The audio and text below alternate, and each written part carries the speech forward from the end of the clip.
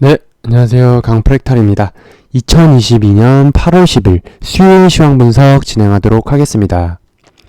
오늘 시장 전반적으로 파란불이 나왔습니다. 그리고 아시아 증시 전반적으로 약세를 보였고요. 특징적으로 필라델피아 반도체 지수가 약 4.57% 가까이 하락세를 보였습니다.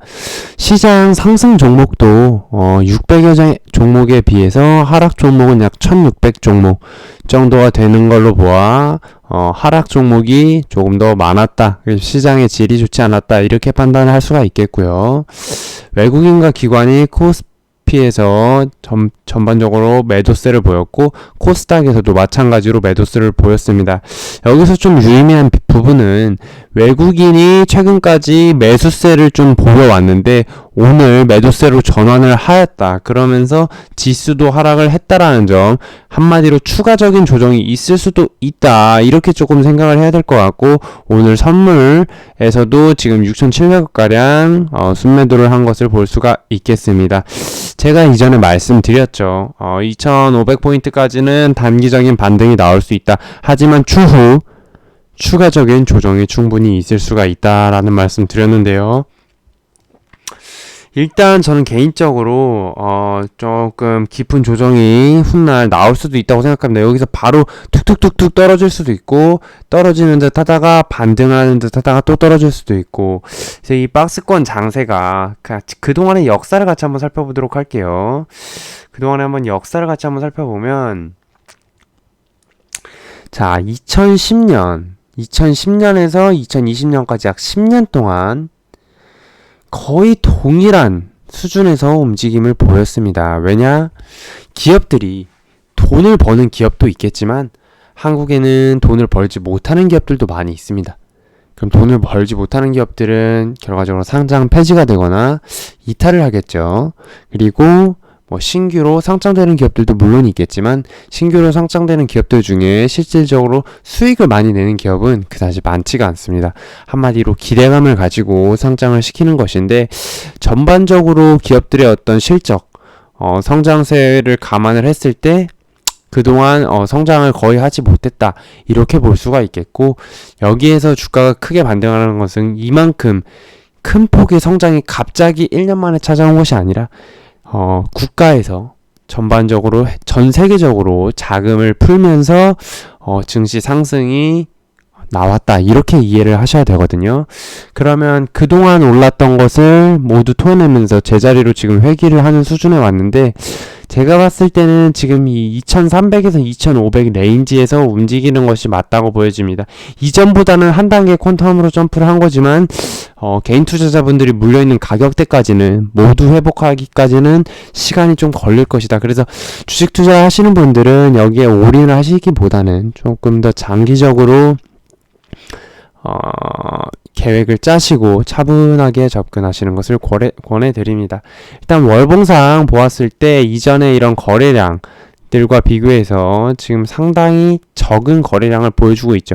아직 월말이 되지는 않았지만 지금 거래량이 크게 감소한 모습을 볼 수 있고요. 업종별로도 한 번씩 살펴보도록 하겠습니다. 우선 그리고 코스닥 같은 경우에도 이 구간에서 지속적으로 머물러 있다가 한번 크게 반등을 해줬다가 다시 제자리로 찾아온 모습이죠. 그래서 700에서 800포인트 사이에서 움직일 가능성이 높다. 이 점을 좀 유의를 하셔야 될 것 같고요. 업종별로 살펴보면 이제 대형주, 중형주, 소형주는 거의 비슷한 흐름을 보였습니다. 음식료, 종이, 목재, 화학, 의약품이 상승 추세를 이어가고 있는 것은 맞습니다. 그래서 2020년에서 가장 좀 대장주 중에 하나가 바로 의약품, 바이오 쪽이었기 때문에 하락폭도 깊었는데 다시금 이제 좀 상승 추세가 나오고 있습니다. 하지만 이전에 여기 물려있는 물량이 많기 때문에 한 번에 뚫고 올라가는 것은 쉽지가 않다. 그렇기 때문에 반등이 나와준다면 어느 정도 나누어서 차익 실현을 하는 전략도 나쁘지 않다. 이렇게 판단이 되고요. 지금 철강 금속이 조금 자리가 괜찮습니다. 철강 금속 쪽은 지속적으로 한번 좀 관심을 가져보셔도 좋을 것 같고, 건설업도 이제서야 올라오는 모양새거든요. 철강, 건설 쪽은 최근에 금리 인상으로 인해서 지속적으로 눌리는 모습을 보였기 때문에 좀 단기적으로 접근해 보셔도 좋을 것 같습니다. 그리고 서비스 업종 같은 경우에도 지금 상승이 조금 나아주었었는데 한 번 더 조금 추가적인 상승도 나와줄 수 있다고 보여지기 때문에 한 번 더 조정이 온다면 한번 들어가 볼 만하다, 이렇게 말씀드리고 싶네요. 그리고 참고적으로 이제 반도체 같은 경우에는 아직까지는 지금 필라델피아 반도체 지수를 보시면 알겠지만 약세가 지속되고 있습니다. 한마디로 조심을 하셔야 된다. 지금 섣부르게 지금 진입을 하실 타이밍은 아니다, 이렇게 제가 말씀을 드리고 싶고요. 삼성전자 같은 경우는 뭐 가격적인 메리트가 충분히 있는 것은 맞지만 일단 시간이 조금 걸릴 수 있다. 왜냐? 여기 물려있는 물량이 상당히 많기 때문에 그동안 주식 투자를 하셨던, 삼성전자에 주식 투자를 하셨던 대부분의 개인 투자를 다 물려있다고 봐야 되고, 돈을 아무리 많이 번다고 하더라도 성장성이 떨어진다면 기업의 주가는 올라가지 못하는 것이 흐름이기 때문에 그 점 참고하시면 좋을 것 같고요. 일단 오늘 특징적으로 지금 세비캠이 상한가를 기록했습니다. 제가 세비캠 어느 자리에서 매매를 했어야 되는지 한번 말씀을 드리도록 할게요. 일단 세비캠 같은 경우에는 이제 며칠 전에 상장한 신규 상장주라고 보시면 되겠습니다. 폐배터리 관련 사업을 지금 진행을 하고 있고, 실질적으로 오늘 같은 경우에는 이제 자 보세요. 그동안 이 분봉 3분봉, 5분봉. 5분봉을 타고 내려왔습니다. 이 5분봉의 저항을 맞고 내려왔고, 이전에도 이 5분봉 저항을 맞고 내려왔는데, 5분봉을 이렇게 뚫고 올라오는 지점, 이 구간에서 한 번씩 매수가 가능했던 자리라고 보여지고, 이 구간에서 흘러내렸죠. 그럼 이 구간에서 다시 한번 가져가든지, 아니면 이 구간 67,500원을 다시 한번 뚫어주는 구간에서 진입이 가능했다고 보여집니다. 그리고 이렇게 거래대금이 터져주면서 올라왔는데요. 실질적으로 이 기준봉이라고 하죠. 이 기준봉을 기준봉의 5분의 1 지점, 이 상승의 5분의 1 지점을 이탈하지 않는 선에서 버텨준다면 추가적인 상승이 있을 수 있다. 그렇게 참고를 하셔야 될 것 같고, 일단 2차로 진입을 하신다면 이렇게 지지를 받는 걸 확인하고 진입을 해보셨을만 하다, 이렇게 말씀드리고 싶습니다. 이 구간, 여기가 타점이거든요. 75,000원 이하에서 한번 분할 매수를 해볼만 했다, 이렇게 보여지고, 이 구간에서 또 추가적으로 자금이 지금 들어온 걸 볼 수가 있습니다. 약 20만 주가 이제 거래가 되었는데 약 150억 정도가 터진 거죠. 5분 만에 150억이면 상당한 거래 대금입니다. 그래서 오늘 좀 강한 매수 주문이 들어왔다고 보여지고, 이런 구간에서 또 차익 실현이 나와주고, 그리고 또 여기 77,500원 부근, 여기 기준선에서 또 한 번쯤 매수해 볼 만한 아주 좋은 자리였다, 이렇게 판단이 되고요. 오늘 깔끔하게 상한가를 기록한 모습입니다. 이런 구간에서 대부분 개인 투자자들이 이제 매도를 하시는 분들이 많은데, 이 82,500원 분에서 다시 한번 시세가 나올 수가 있기 때문에 이런 점은 좀 참고를 하셔서 자신만의 어떤 기준선을 만드시고 그 기준선 위에서 매매를 하시는 습관을 가지시면 굉장히 좋을 것이다, 이렇게 말씀을 드리고 싶습니다. 오늘 일단 이제 세비캠 보았고, 일동제약 같은 경우 어제 시간에 상한가를 기록했습니다. 그래서 일동제약 같은 경우에는 시간에 상한가를 기록해서 시가 갭으로 시가 15%로 상승 출발하였는데, 일동홀딩스도 마찬가지입니다. 한번 잘 볼게요. 일동홀딩스도 마찬가지로 상승 출발해서 10%로 마감을 한 모습입니다. 일동제약 보유하신 분들은 오늘 시초가에 좀 매도를 하셨으면 좋았을 텐데, 조금 희망을 가지시고 계속 부여잡고 계셨으면 안 되셨을 거라고 생각이 돼요. 그래서 이렇게 3분봉상 이 상승 양봉을 전부 이탈을 해버리죠. 이렇게 양봉을 전부 이탈해버리는 음봉이 나오면 버리시면 됩니다. 여기서 희망을 가지시고 계속 부여잡으면 안 되시고, 이 양봉을 조금 지켜주는, 이 자리를 지켜주는 모습이 나야 되는데, 이런 구간에서 쭉 매도 물량이 쏟아진다는 건 털고 나간다고 보시면 됩니다. 주요 세력이 많이 있지가 않습니다. 보통 한 종목당 한두 세력이 있기 때문에 조금 큰 거래대금이 나오면서 음봉이 나와준다면 미련 없이 손절을 하는 습관을 가지셔야 됩니다. 그래서 오늘 손절 타점은 여기서 이걸 이탈할 때 바로 던지셨어야 맞다, 이렇게 말씀을 드리고 싶고요. 오늘 태광 같은 경우에도 오늘 조금 좋은 모습을 보여주었습니다. 오늘 뭐 조선 기자재 쪽, 원자력, 기자재 쪽도 다 좋은 모습을 보여주었는데 좀 호실적이 나오면서 태광 오늘 조금 강한 시세를 주었네요. 그래서 오늘 뭐 3분봉, 5분봉 한번 살펴볼게요. 분봉선 일단 기준봉이 나왔고 일목규정 기준선에 이 위에서 이제 매수를 한 번씩 해볼 만한 자리가 있었네요. 근데 일단은 이런 추세적인 부분은 이 RSI 상으로 지금 이 70이 고점이라고 나오고 있죠. 그래서 이 구간에서 이제 고점을 더 이상 돌파하지 못하는 자리가 나온다면 충분히 이런 구간에서 매도를 하시는 게 맞았다 이렇게 판단이 되고 내일 한 번 정도 더 시세를 줄 수가 있어는 보입니다. 왜냐하면 이 상승 추세 그리고 고점에서 이렇게 지켜주는 흐름이 나와 주었기 때문에 충분히 추가적인 시세는 줄 수 있고 태광 같은 경우에는 한 번 더 지켜보시면 좋을 것 같습니다. 그래서 태광 같은 경우 이렇게 추가를 해주시면 되고요. 그리고 이전에 동성 화인텍도 사실상 이제 뭐 조선 쪽 기자재라고 보시면 되겠습니다. 조선 쪽 기자재라고 보시면 되는데 동성 화인텍 같은 경우에 LNG 관련해서 LNG 연료탱크 개발해서 지금 오늘 조금 시세를 준 모습입니다. 그래서 지금 시장이 워낙 약세이고 지금 이런 구간 지금 매물이 쌓여있는 구간이기 때문에 돌파를 확인하지 않는 이상 일단은 이 구간에서 좀 차익 실현을 하셨으면 잘하신 거다 이렇게 말씀을 드리고 싶네요. 그리고 오늘 양지사는 뭐 특별한 이슈 없이 뭐 상한가를 기록했는데 이런 종목 못 먹었다고 아쉬워하실 필요 없습니다. 그냥 이런 종목은 그냥 버려두시면 됩니다. 이런 종목 굳이 매매하실 필요 없고요. 종목에서 내가 아쉬워할 종목이 있고 전혀 아쉬워하지 않아도 되는 종목이 있습니다.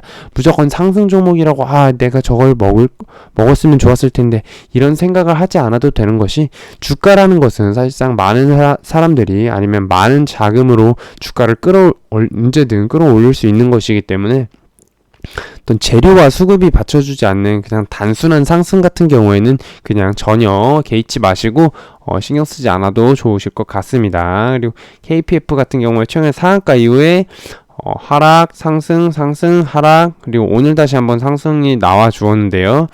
일단 한번 보겠습니다. 시세가 오늘 거래량이 조금 터져 주었는데 일단 일봉상 자리를 보면 여기서 조금 추가적인 시세를 당연히 줄 수는 있지만 좀 부담이 되는 자리이다. 부담이 되는 자리이기 때문에 굳이 이런 자리에서 매매를 하실 필요는 없다고 생각이 됩니다. 참고해 주시면 좋을 것 같고요.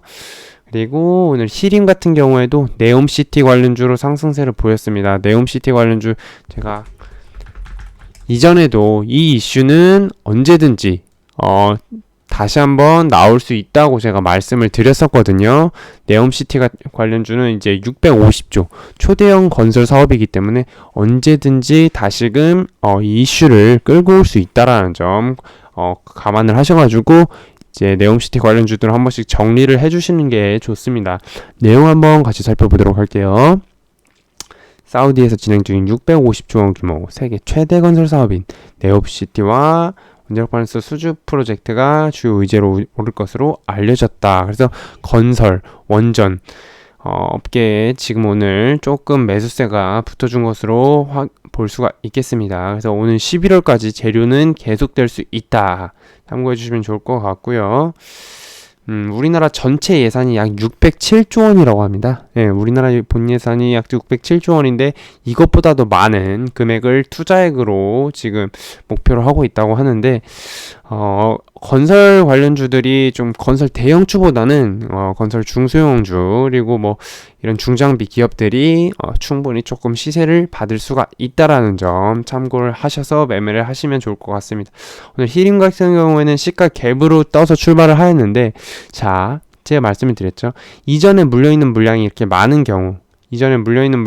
경우에는 한 번에 치고 올라가기가 어렵습니다. 그래서 이렇게 시세를 줄 때 나누어서 매도를 할 수가 있어야 되는데 일단 시가에서 팔으셨어야 되고 이런 구간에서는 사실 한 번쯤 매수를 해볼만 하는 자리이긴 합니다. 그런데 일단 뭐 따라 들어가는 것은 그다지 좀 좋은 판단은 아니고요. 왜냐? 여기서 물려있는 물량들이 많기 때문에. 하지만 실질적으로 내일 정도 이 종가를 지켜준다면 한 번 정도 좀 추가 시세를 줄 수 있기 때문에 관심을 갖고 지켜볼 필요는 있다고 보여지네요. 참고해 주시면 좋을 것 같고, 오늘 모아텍도 오늘 오랜만에 다시 한번 시세를 준 모습입니다. 상한가를 기록하고 쭉 상승이 나왔다가 이렇게 좀 지지를 받는 모습 보이다가 오늘 다시 한번 시세를 준 모습인데, 이런 패턴을 잘 기억해 두셨다가 종목별로 이제 움직이는 패턴이 있거든요. 그 점을 좀 참고를 하시면 좋을 것 같습니다. 그리고 G2파워는 오늘 권리락 효과에 상한가를 기록한 모습이고요. 그리고 특징적으로 오늘 잠시만요. 금양도 상승세를 보였고, 하나솔루션이 지금 지속적으로 상승 흐름을 타고 있습니다. 그래서 지금 하나솔루션 같은 경우는 상승 추세가 살아있고, 이 구간 44,000원 부근 위에서 홀딩이 가능하다고 보여지고, 보유자분들은 44,000원 깬다면 바로 그냥 미련 없이 손절을 하시고 44,000원 위에서 버텨준다면 가져가시면 될 것 같습니다. 보통 지지선을 이탈을 할 경우에 망설이시는 경우가 있습니다. 그걸 망설이시면 안 돼요. 왜냐하면 원칙이라는 것은 한번 이제 이렇게 명확한 원칙이 없으면 언제든지 이제 흔들릴 수가 있기 때문에 명확한 원칙을 정해 두시고 그 원칙대로 하는 습관을 들이셔야 좋습니다. 그래서 여러분들 지금 상승 추세가 나와 있는 종목들은 뭐 그대로 가져가시면 될 것 같고요. 그리고 이제 오늘 뭐 카카오 같은 경우는 약세를 보였는데, 카카오페이, 카카오뱅크 마찬가지로 약세를 보였습니다. 카카오뱅크 같은 경우에도 자, 저는 개인적으로 말씀드렸죠. 이거는 아직 여전히 고평가라고 예전부터 말씀드렸는데 아직도 여전히 지금 바닥이라고 생각은 들지가 않습니다. 추가적인 어떤 하락이 충분히 나올 수 있다고 보여지고 추세의 전환이 아직 확인이 안 돼 있기 때문에 조금 관망하시면서 추세가 조금 전환될 때까지 지켜보시면 좋을 것 같습니다. 카카오뱅크 같은 경우 참고해 주시면 좋을 것 같고요. 그리고 최근에 상승 흐름을 보였던 현대로템도 아직 지금 살아있는 모양새입니다. 그래서 제가 봤을 땐 보유하신 분들 같은 경우에 자, 여기서 한 번 더 음봉이 나오면 그냥 깨진다고 봐야 될 것 같고요. 24,500원 위에서 조금 지켜보시면 좋지 않을까, 이렇게 판단이 됩니다. 그래서 자기만의 지지선을 설정하고 그 위에서 매매를 하시는 습관 조금 권해드리고요. 오늘 방송은 여기서 마치도록 하겠습니다. 감사합니다.